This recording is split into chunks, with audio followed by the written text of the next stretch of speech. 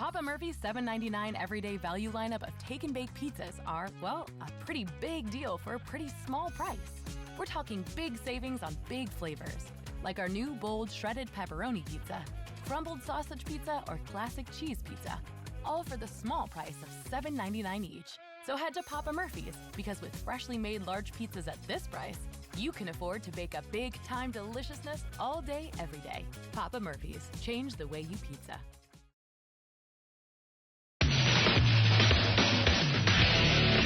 This is a Queen Bee Radio High School sports presentation.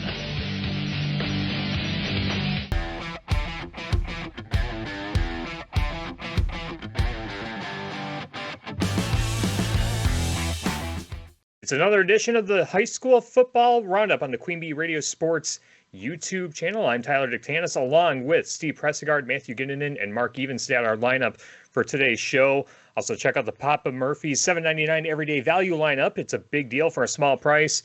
We're talking a large pizza with new shredded pepperoni, the very popular shredded pepperoni based on our last mascot challenge voting round. Crumbled sausage and classic cheese for $7.99 each, which means you can afford big-time deliciousness at Papa Murphy's of Platteville and Prairie du Chien. Well, after what seems like almost a month of having some pretty non-competitive games on our Queen Bee Radio airways, we have a bunch of big games coming up over the next couple weeks, including a monster matchup in Cuba City, the Darlington Redbirds and Cuba City Cubans in the SWAL Championship game. We can now officially call it that after the results of the games on Friday night. We will have the Darlington and Cuba City game on Super Hits 106 and the Queen Bee Radio Sports YouTube channel. But before we go into the preview, let's talk about what happened this past Friday night. Matthew, you and Shark got to see Cuba City defeat Fenimore 49-18. Another blowout victory for the Cuba City Cubans. Their first game after the loss of Andy Leffelholtz, who was the star running back for Cuba City. He suffered that broken arm against Benton Scales Mount Charlesburg the week prior. And just kind of looking at the stats, it seemed like both Bradley Rowe and Ethan Griffin got their fair share as far as you carrying the football and keeping the Cuba City running game intact. Matthew, what'd you make of the Cubans' effort against Fenimore on Friday night?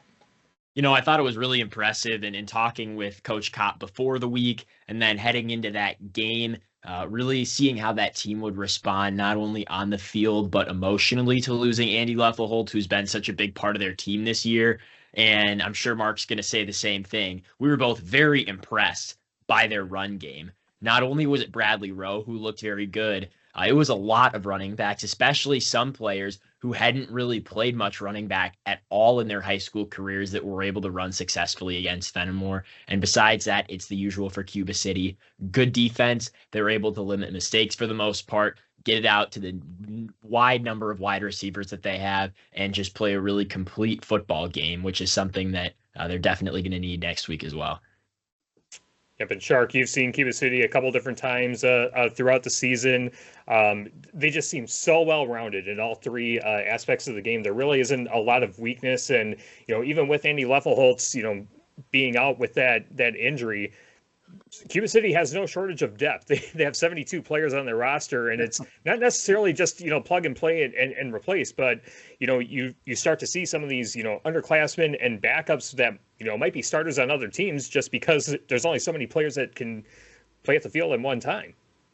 Well, what I came away impressed with Cuba City is, and Tyler, I'm sure, or rather Matthew, you'll probably agree with me on this, is that they play with a confidence, not cockiness, but confidence. They know they can make that throw. They know they can hit that hole. They know that they can get downfield. Defensively, they know they can get to the quarterback. They know they can plug a hole. They just play with this confidence that they know that they can get the job done. And if they aren't, they know that they can pivot in the right direction to correct that. And that's what I was impressed with Cuba City, that here we are, a SWAL Conference Championship game, and Cuba City belongs in that SWAL Conference Championship game. Yeah, we've been kind of seeing this build up throughout the entirety of the conference season, and both Cuba City and Darlington, making statements in their wins. These are the two top teams in the SWAL, so having them go head to head to decide the conference championship, it's really great to see, and there's going to be a lot of attention on this game. It is the WisSports.net game of the week, so there is going to be a lot of media attention and two ranked teams in their respective divisions. Very fun matchup coming up on Friday night. Just some additional stats. Tyson Richard, not a bad day at all, throwing the football 12 of 13 for 224 yards, 4 touchdown passes, 2 of them to Henry Cruiser, 2 of them to Gavin Vossen. Both Henry Cruiser and Gavin Vossen just shy of 100 yards receiving on the game. Tyson Richard also had 1 rushing touchdown on his stat line. And then, of course, mentioning Bradley Rowe and Ethan Griffin. Bradley Rowe, 11 attempts for 92 yards and 1 touchdown. Ethan Griffin, 5 attempts for 95 yards. So you had players on the doorstep of breaking the century mark in their respective stat categories, just didn't cross that threshold, but still an outstanding, well-rounded effort for the Cuba City Cubans in their win against Fenimore last Friday night, 49-18. This next game that we're talking about, Darlington defeating Lodi, this was not the score I was expecting to see. I was talking about it last week on the show that I was kind of curious about Darlington playing a reigning Division IV state champion 1 week before trying to decide the conference. And you can officially put what I said in the stuff that Tyler doesn't know anything about, because Darlington ran away with a big win against Lodi, 55-10. As a team rushing, Darlington ran 42 times, had 508 rushing yards, 12.1 yards per carry, and 7 touchdowns on the game. Maddox Scoble had 6 attempts for 128 yards and 1 touchdown. Galen Christ, 9 attempts for 113 yards and 1 touchdown. Those were the 2 rushers that broke the century mark. And, Mark Evenstad, you've been calling Darlington's postseason runs the past couple years. And again, it just seems like Darlington, after that loss to Prairie du Chien earlier in the season, they took that personally. They've tightened some things up, and they have looked pretty darn impressive, especially over these last few games. Yeah, and there's just another quotient to this, is that my understanding, and I don't know this for a fact, but that Lodi's coach last year had retired, and this was very much an underclassman type team. Not a whole lot of juniors and seniors on this team. So, all right, so chalk it up to inexperience for Lodi and running into the buzzsaw that's called the Darlington Redbirds. But Darlington just seems to just find a way to keep getting better. They, I remember a few years ago, this was the COVID year. They lost to Prairie du Chien at home, and they used that loss as well as the motivation to finish that season well. There wasn't a postseason playoff per se that year, but anytime Darlington does come up short, they find a way to take it all away and play even better in the light of that. The only exception to that, guys, are the state championship games. The year that they beat Fond du Lac St. Mary Springs in the final seconds. The next week they went out and played Eau Claire Regis in the state championship game, and they were gassed. They just, they had already played their state championship against Fond du Lac St. Mary Springs the week before, and they just didn't have anything left. Had there been more season after that game, they probably would have come back and used that as the motivation to play even better. Just never know.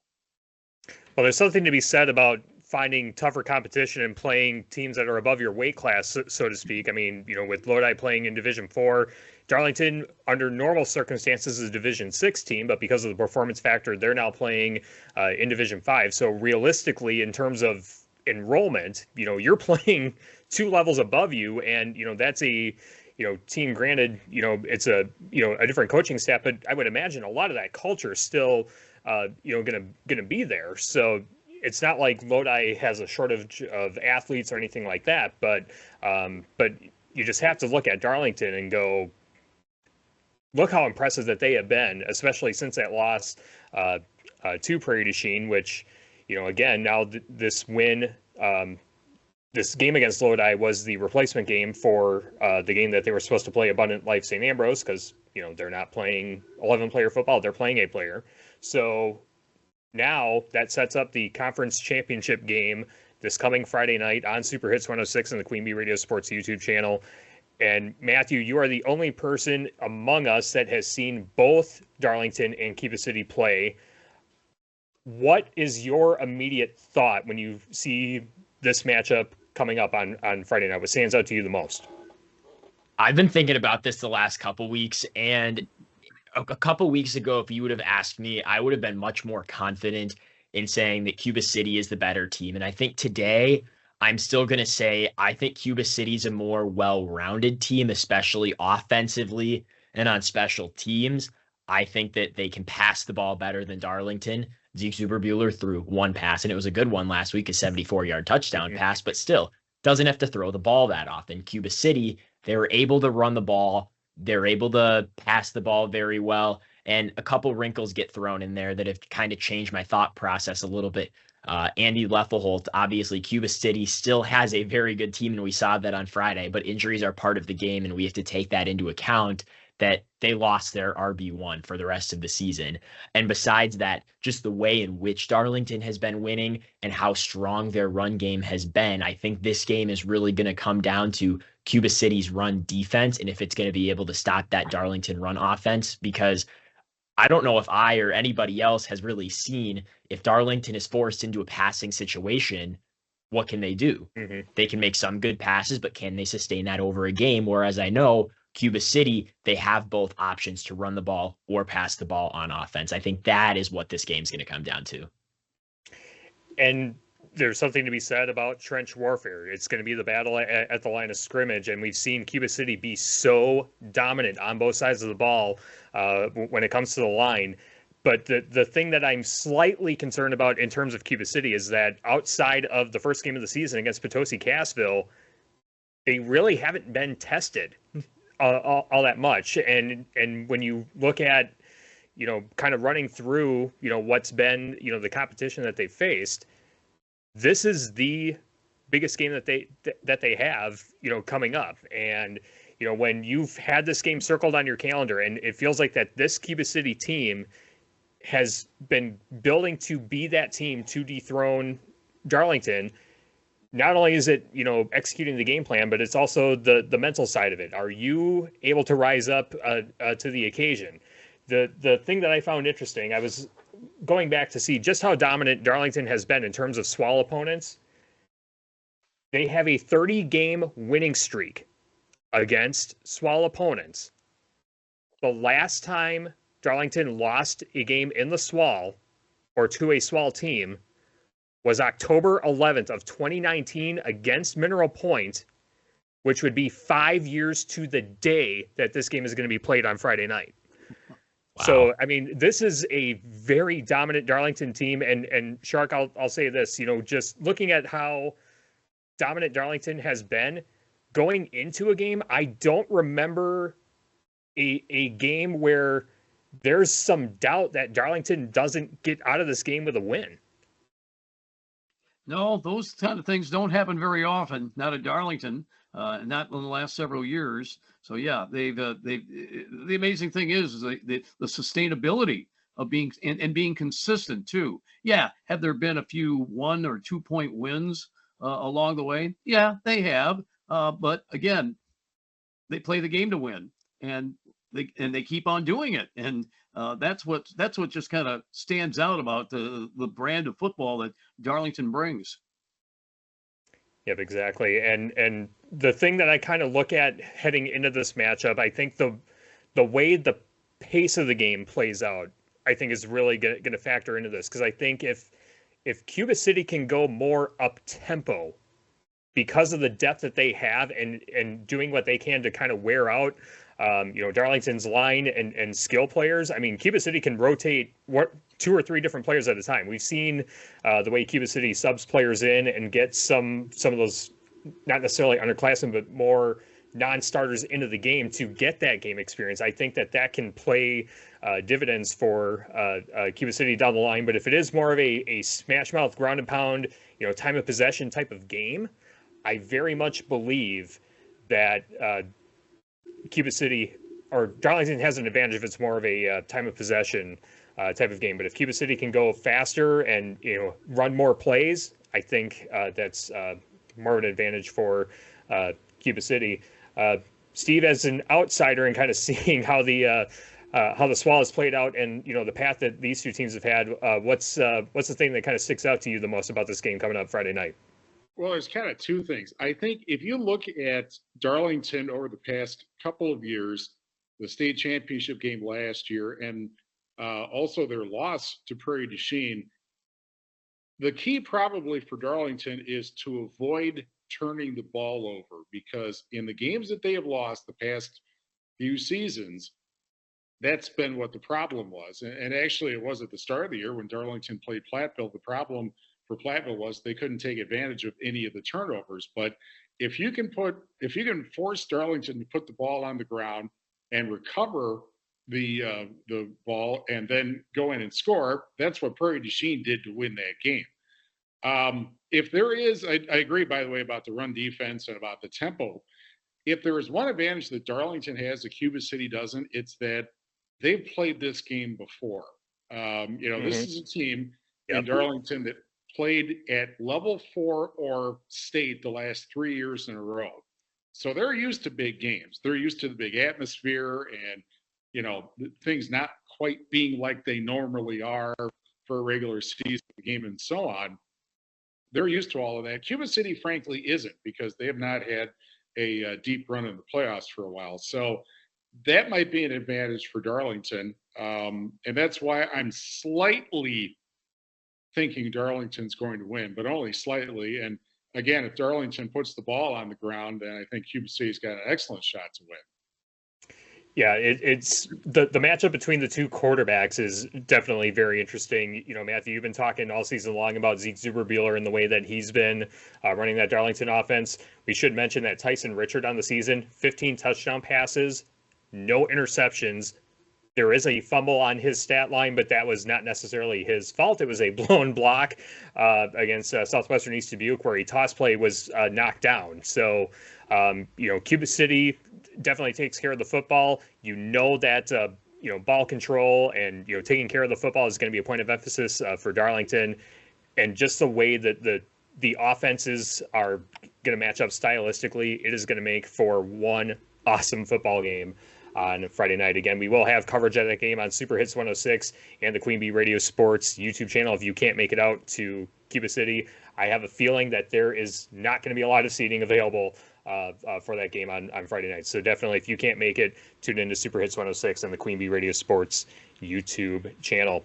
Other games in the SWAL that we do want to talk about, because there's some playoff positioning on the line. Mineral Point getting the win over Southwestern East Dubuque, 35-26. And Matthew, both Reed Ackerman and Liam Carey had some nice stat lines to report, and Mineral Point gets a big win after not being able to play the week prior against Lena Winslow. How have things been looking for the Pointers, and what's your takeaways from the game against the Warcats?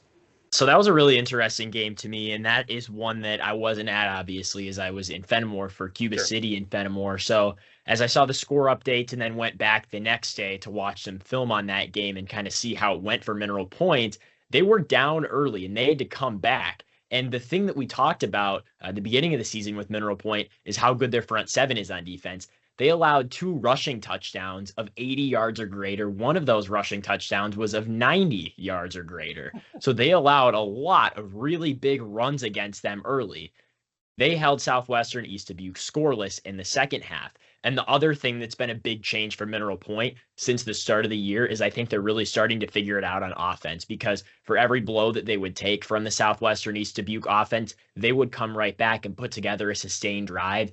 And the one thing that's really promising for Mineral Point looking forward is Liam Carey looks really good. He made a lot of really tough throws against some really good defenders with Southwestern East Dubuque. So he's going to be a very great piece for Mineral Point to have for the rest of this year and over the next 3 years. But Mineral Point puts themselves in a great spot this week, taking on Benton Skills Mound Schulzberg. You win and you're in the playoffs. Yeah, absolutely. There's a couple win and in scenarios coming up this Friday night. Another team with a win and in is Belleville after that win against Benton Skills Mount Schulzberg, 55-32 on Friday night. A noteworthy performance, Logan Durkee of Belleville, 17 attempts for 122 yards and 3 touchdowns. So the Wildcats are back in the mix. Kind of a nice surprise after the slow start that they had. And it's kind of funny. The Wildcats and the Warcats have essentially kind of flip-flopped their seasons. We saw Southwestern East Dubuque to get to that hot start, and they've really sputtered as of late. But Belleville getting back in the mix and have an opportunity to clinch a playoff berth. The matchups coming up on Friday night: Benton scales Mount Shelburne at Mineral Point, so the Pointers have an opportunity to clinch a playoff berth at home. And then Fenimore goes to Belleville. The Wildcats have a chance to clinch at home. Fenimore needs the win plus a win against Mineral Point in the final week of the season to get into the postseason. Southwestern East Dubuque will host Forreston in their makeup game for the game that they would have played against Abundant Life St. Ambrose. Again, Forreston coming to Southwestern East Dubuque for that matchup on Friday night. That covers it for the SWAL. Let's go into the SWC, where I had a chance to see Lancaster defeat Dodgeville 42-0. Nolan Wolf, an outstanding passing performance on the game, 17 of 26 for 249 passing yards, 6 touchdown passes to 6 different receivers.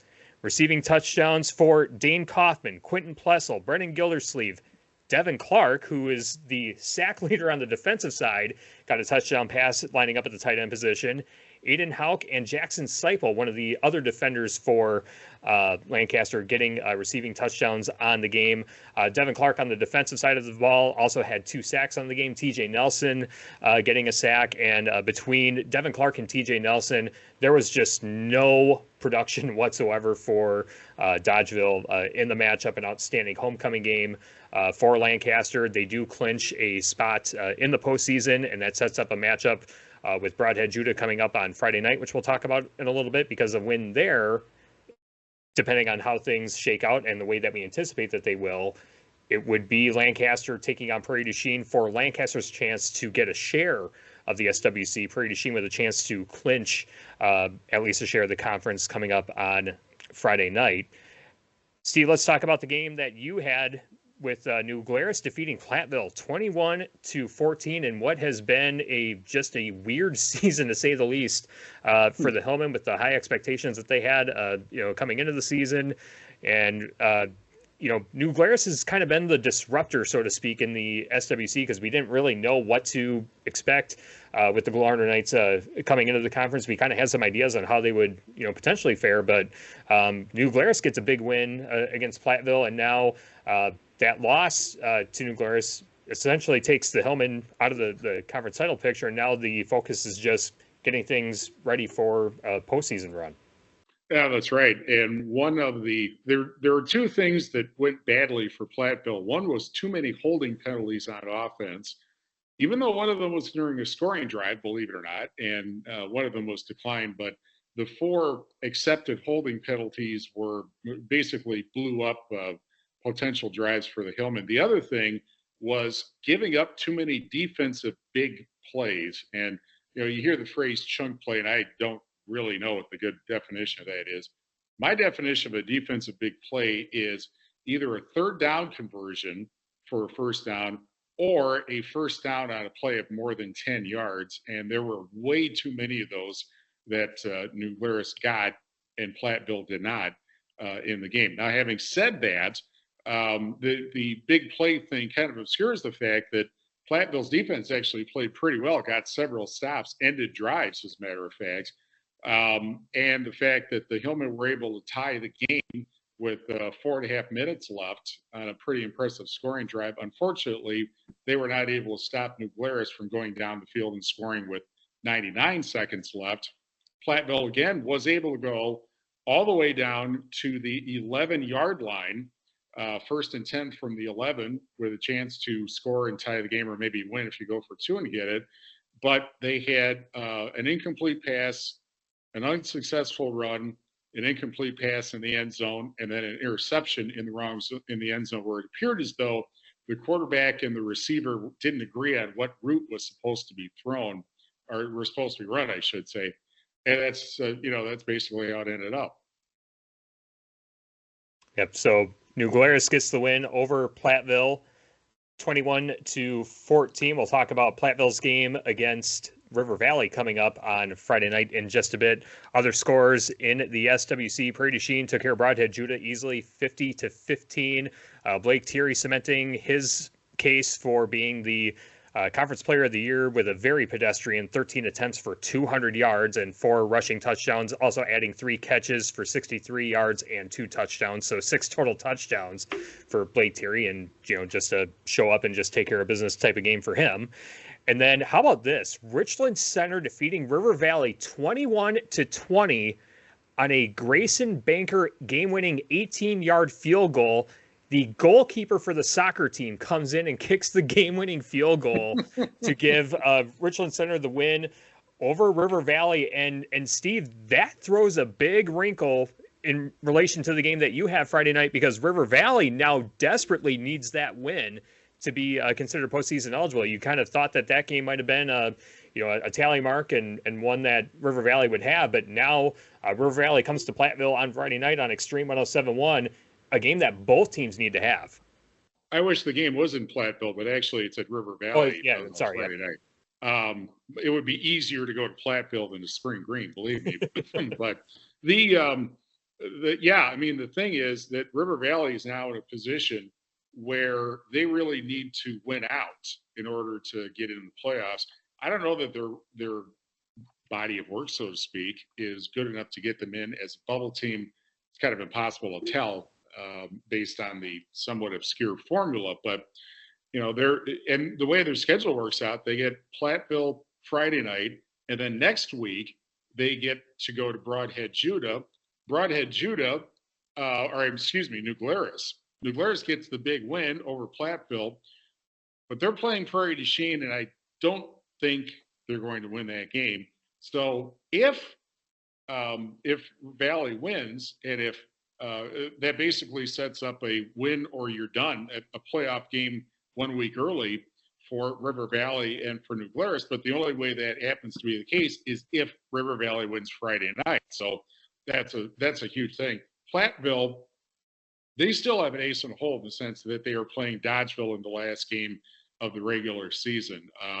So that is, I don't know if that's going to be in the back of their mind necessarily, but they have that as, if they don't win on Friday. But regardless of that, you really need to be playing better than Platteville is right now going into the playoffs. And unfortunately, even if they win out the last 2 games, I'm not sure they're going to get a home game now because of this, which is too bad. But they need to clean stuff up. And now they need to clean more stuff up, basically, to not be committing holding penalties to stop your offensive drives, and to figure out a way to get stops on defense in third down situations, and to not give up those big, like 20 or 30 yard runs or pass plays, which they did way too often against New Glarus on Friday. It should be an interesting matchup, a big game for both teams. Platteville at River Valley on Extreme 107.1 on Friday night.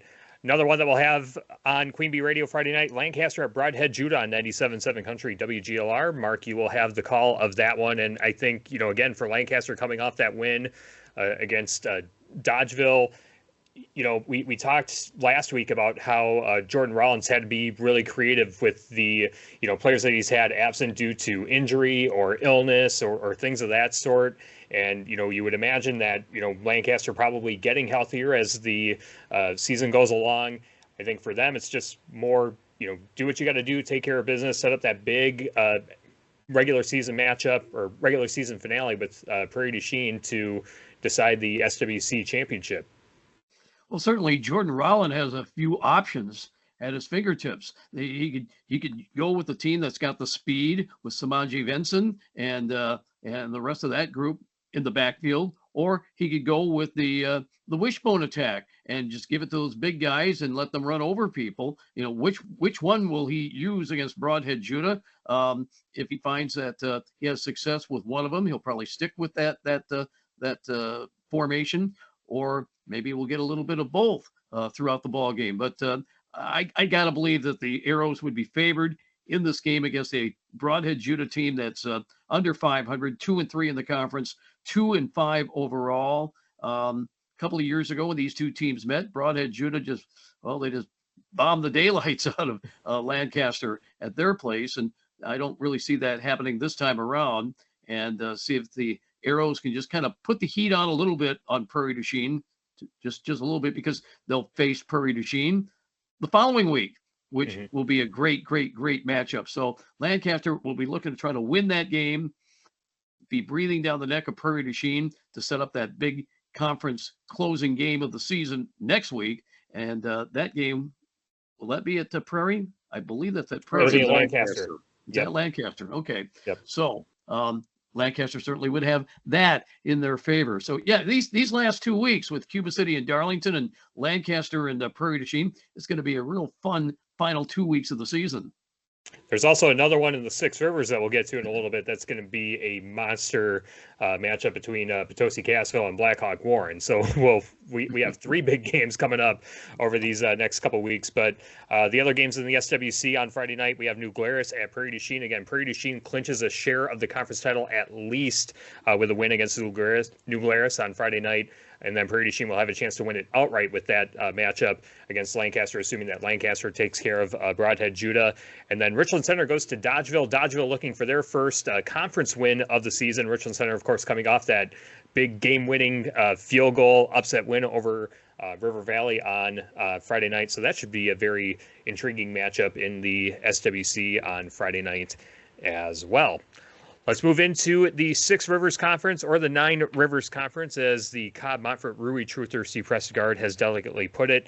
And we'll start off with the game that you saw on Saturday, Steve. Blackhawk Warren taking care of Peck Argyle easily, 62-0. It seemed like Blackhawk Warren just keeps doing Blackhawk Warren type of things, just dominating and running the football at will.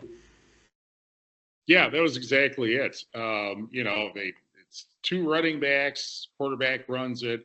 Once in a while, even the tight end gets involved in the action, the flanker, and so on.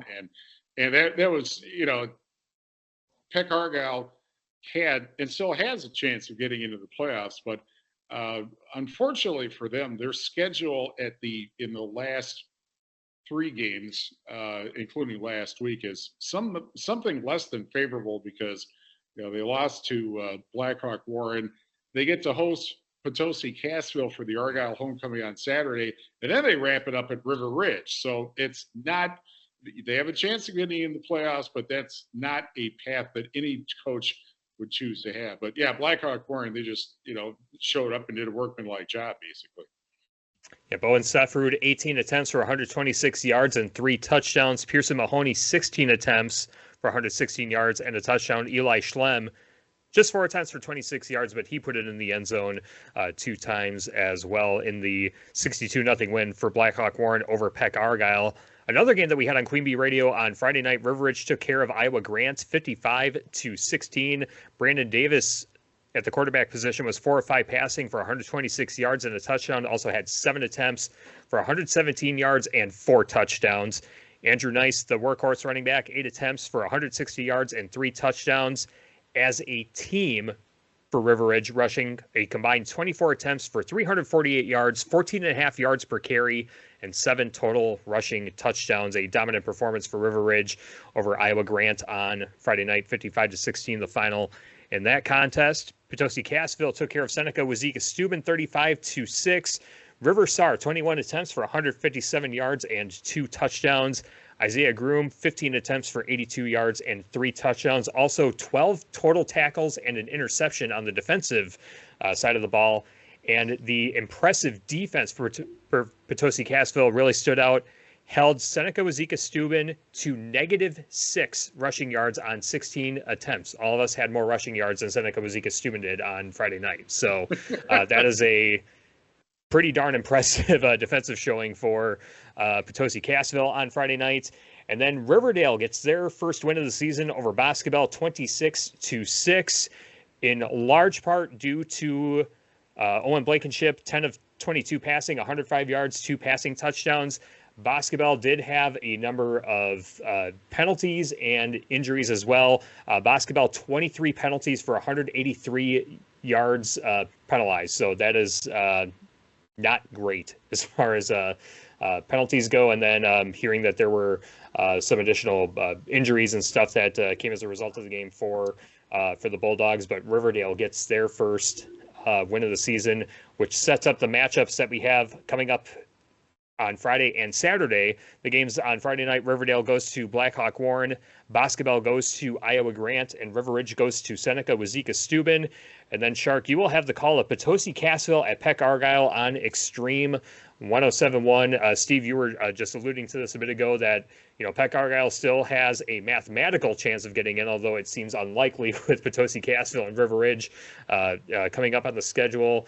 And this will be the first time that we've seen Potosi Cassville since the beginning of the season when Potosi Cassville defeated Cuba City back in week 1. And Shark, you have a chance to see the number 1 ranked team in Division 7 try and do work and spoil a homecoming game for Peck Argyle.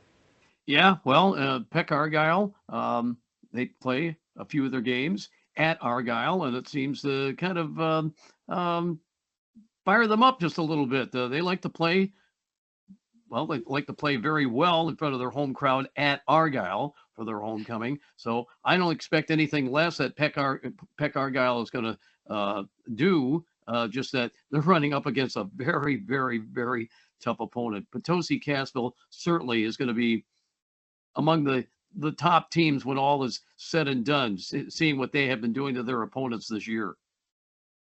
And the other thing that is going to be a problem for Peck Argyle, as I mentioned before, is that their quarterback got hurt, Martin Anderson, on the first play of the game on Saturday, and I don't know what his status is. And then after that, they had a player that was taken off in an ambulance, and also one of their leading linemen, Charles Anderson, got hurt. All of that was during the game against Blackhawks. So if Peck Argyle's got any chance in this game, they need to have all hands on deck, and that's not determined as far. I don't know if that would be the case on Saturday.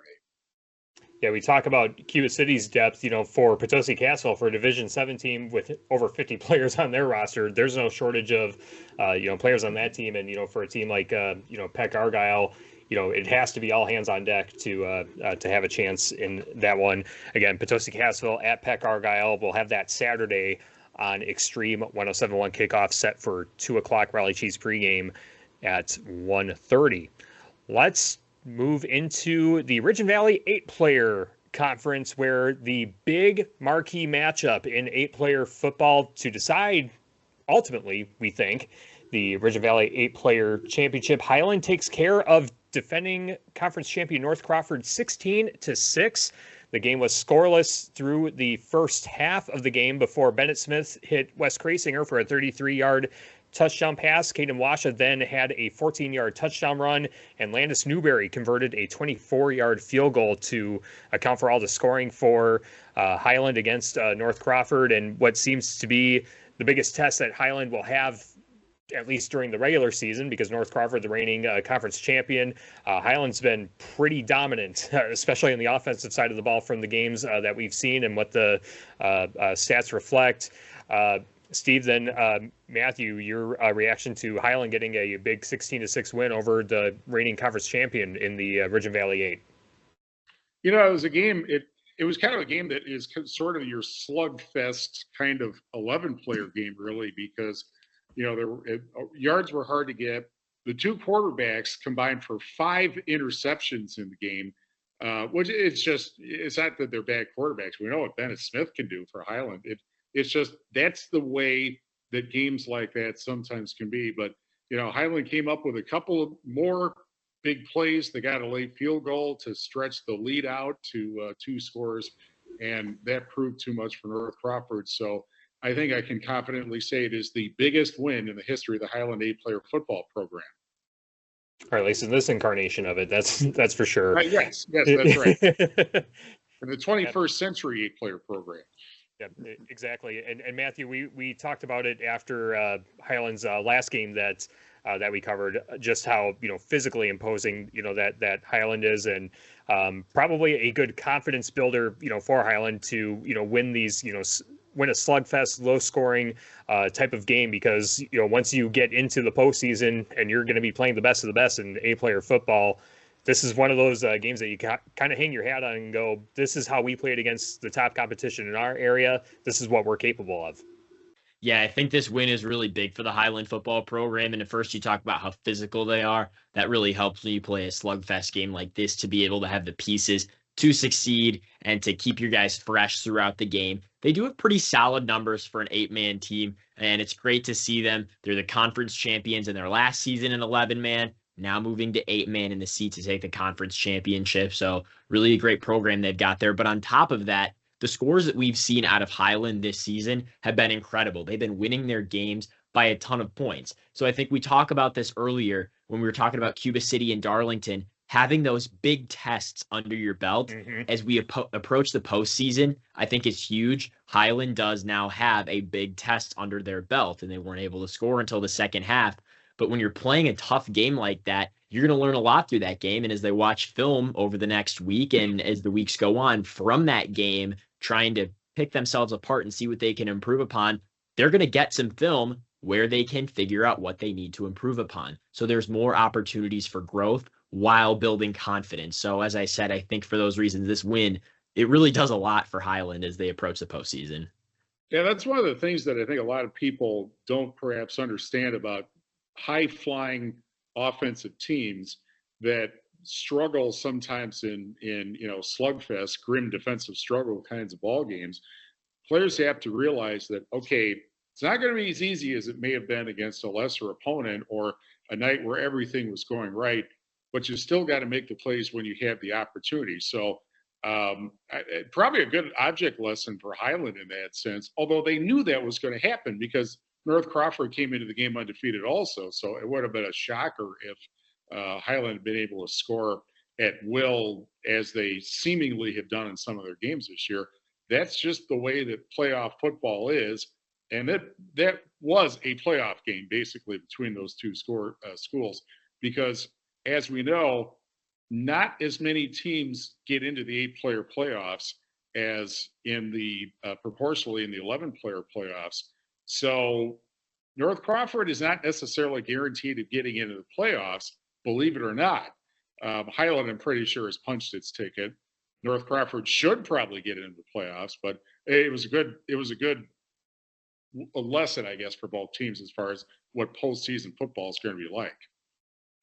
Yeah, I can't remember if I mentioned it earlier in a previous show or something like that, but when it relates to Highland, the thing that's kind of stood out is that even when Highland moved from the Six Rivers to the Ridge and Valley, even back in the 11-player days, Highland stayed true to that Six Rivers style of play, the physicality and just the way that they've played stylistically, and that's paying dividends for them in 8-player because they look like a Six Rivers type of team, just the way that they like to play, and that certainly helped them out quite a bit with that 16-6 win over North Crawford this past week. Other games in the Ridge and Valley, 8 DeSoto took care of Belmont easily in a Thursday night matchup, 32-6. Wisconsin Heights took care of Monticello 56-20, and Kickapoo Lafarge defeated Wanawak Weston in a thrilling low-scoring game, 8-3. Now the games that we have coming up on this weekend for 8-player, a Thursday night game, Highland hosts DeSoto, which should be a very interesting matchup. DeSoto, one of those kind of gritty type of football teams as well, coming off that win against Belmont. We'll see how DeSoto fares against Highland on Thursday night. And then the game's Friday night. Monticello is at Belmont. North Crawford goes to Kickapoo Lafarge. And Wisconsin Heights goes to Wanawak Center Weston. So those are the recaps and previews for the high school football teams in our area. Let's move to our teams of the week. We'll go Steve, then Shark, then Matthew. Steve, who is your team of the week for last week? Well, it's absolutely Highlands because they won the biggest game of the week. They remained undefeated. They probably clinched their playoff ticket. And as we said, it was their biggest 8-player win in the 21st century era of Highland 8-player football, which of course is just this year. But a great win for the Cardinals, certainly. All right, Shark, your team of the week. Well, I'm going to go with the team that I saw last week. That's the Cuba City Cubans, just because they look so good. They opened up the game where they kicked off, and then Fenimore on the very first play, they threw a pass and fumbled the football, and Cuba City recovered, and they turned those into points. And then Fenimore get the ball back. They get about up to midfield, and then they faced a fourth down and short, and they lined up to run an offensive play, but they committed a penalty, a pre-snap penalty that pushed them back. They decided, oh no, we'll have to punt the football. So they punted the football away, and Cuba City marched down the field and scored another touchdown, took a 13-0 lead. And when all was said and done, up until about the last minute of the first half, they were up 35-0. They were that close to making it a running clock game in the second half, and it was for portions of the second half. But Cuba City really flexed their muscles. They showed that they're not going to be stopped. They're not going to be slowed down. They're going to run their offense their way, and defensively they'll remain relentless. So I like what I saw out of Cuba City last week. A nice win to set up the big showdown with Darlington this week.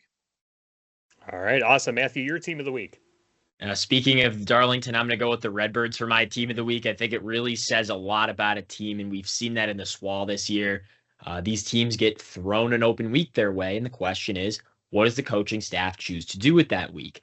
For Darlington, they're going to schedule a game against the defending D4 state champions. Now, some might say, oh, and the week before Cuba City, why in the world would you do that and put yourself in that situation? Well, now, not only does Darlington have a tough game under their belt against a tough team who they may be young, but they're still a Division IV team that won a state championship. So I would call that a tough team for the size of the teams that we're covering here in Southwest Wisconsin.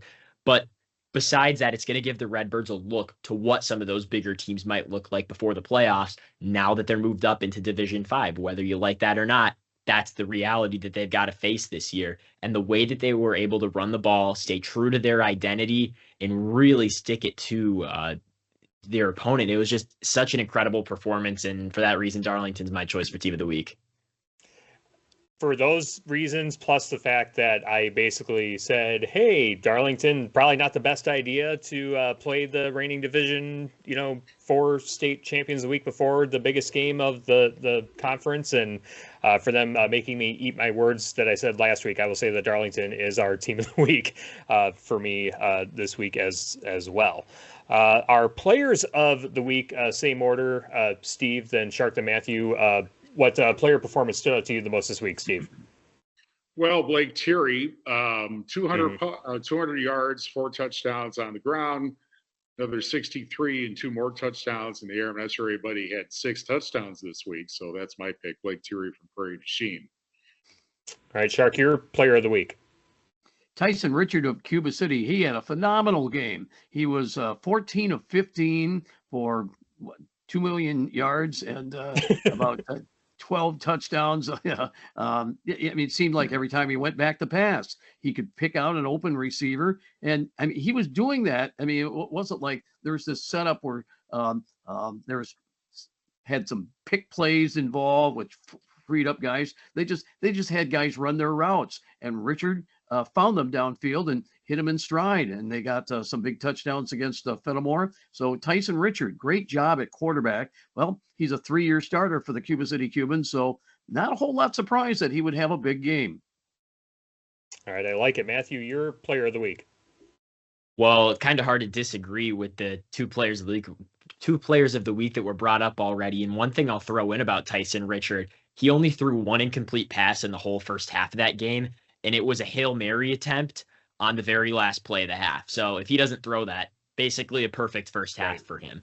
But one guy that I'm going to give a nod to is Andrew Nice, the running back for River Ridge.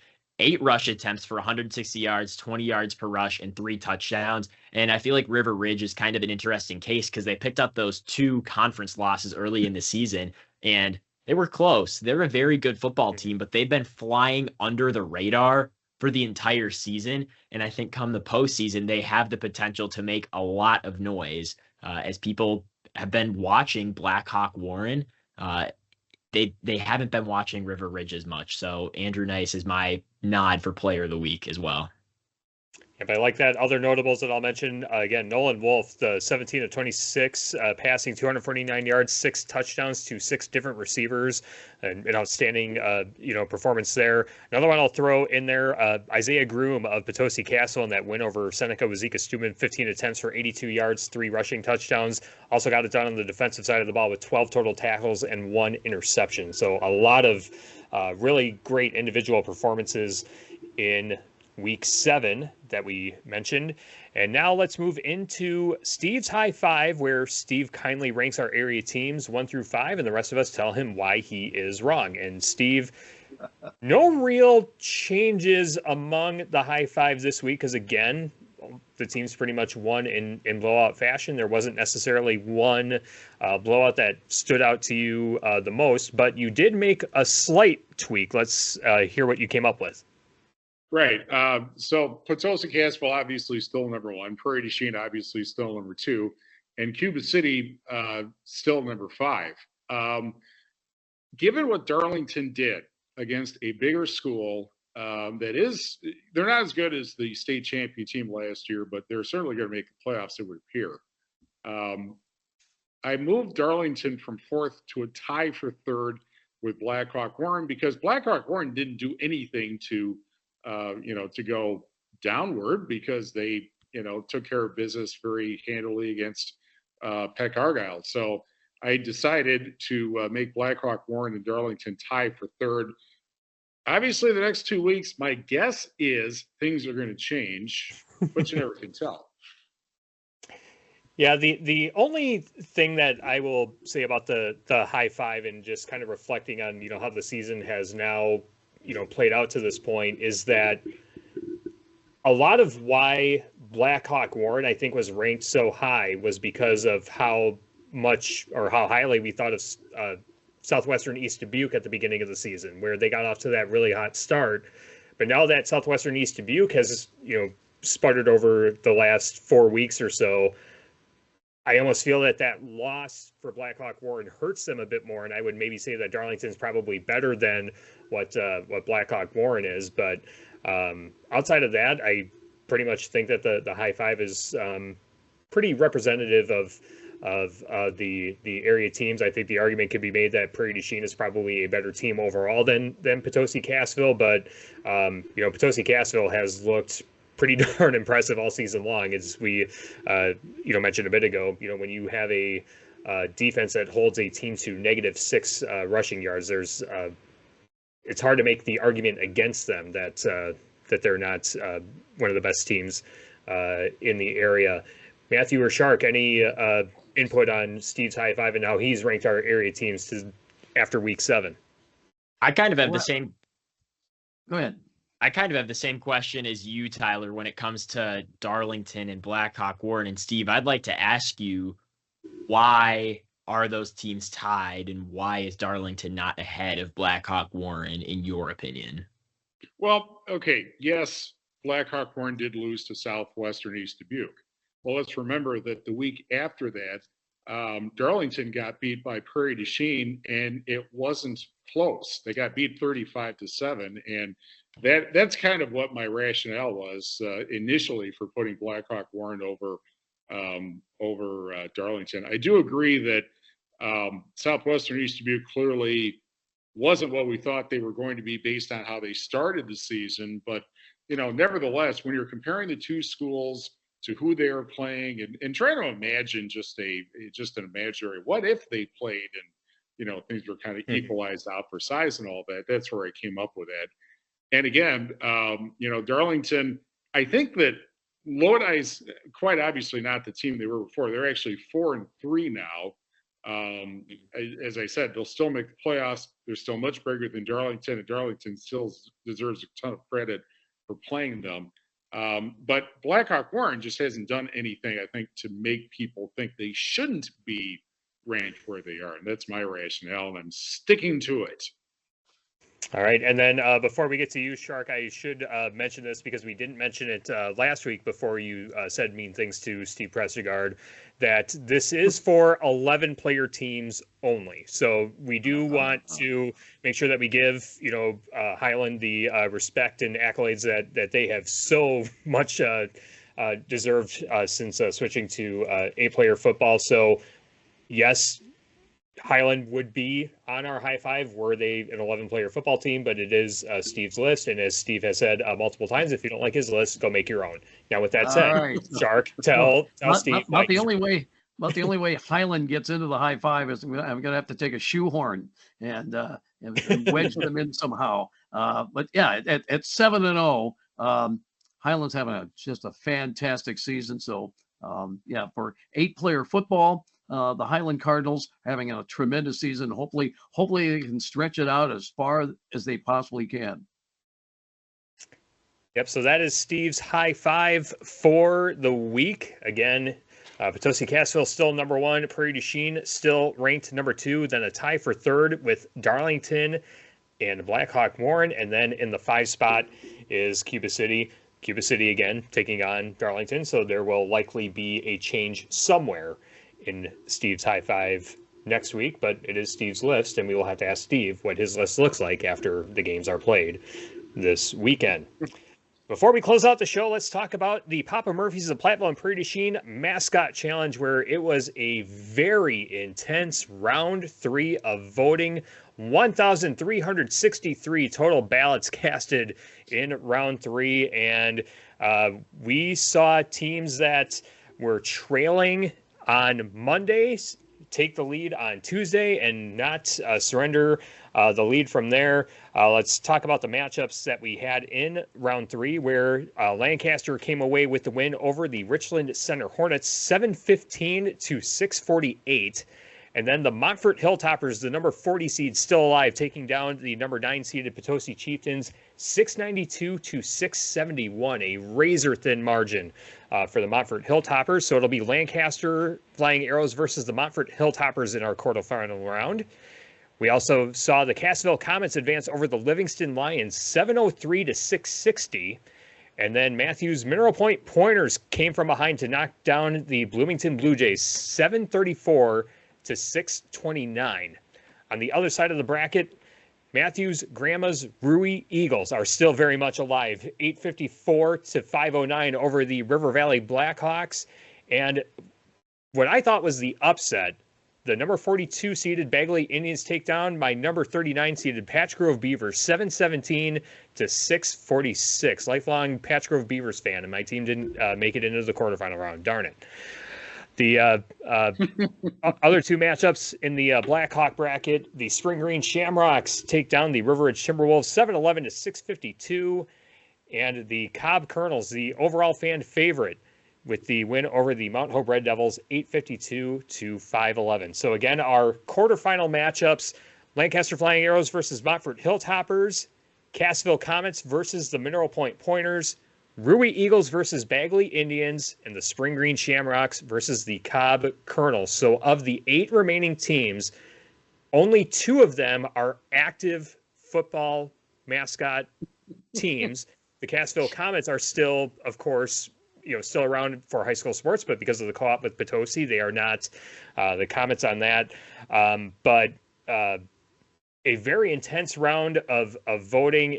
The unique part about this is that it's not just that you're voting for your favorite mascot in that specific matchup, but you also have to choose the mascots in the other parts of the bracket, so that way it's kind of a level playing field. And that's where a bit of strategy kind of has to come into this. And as Matthew kind of alluded to, as far as how he's kind of been getting the Pointer Nation behind everything, it's not just voting for Mineral Point, but also voting against your rivals. And now, Matthew, I have to ask you, who are the rivals now? Well, one thing that I'd like to point out is obviously there's still a lot of teams that make up Iowa Grant that are still in the running, but by the looks of it, as I'm scanning this over right now, Mineral Point is the only current SWAL team still in the running. So mission accomplished on that one. In terms of rivals, I don't even know if you can really call some of these teams like Rui, Montfort, Cobb rivals. I feel like a lot of the Pointer faithful are rooting for them. A lot of area teams that we obviously don't play anymore. I mean, I feel like you got to throw Lancaster in there as a rival. They're a current team.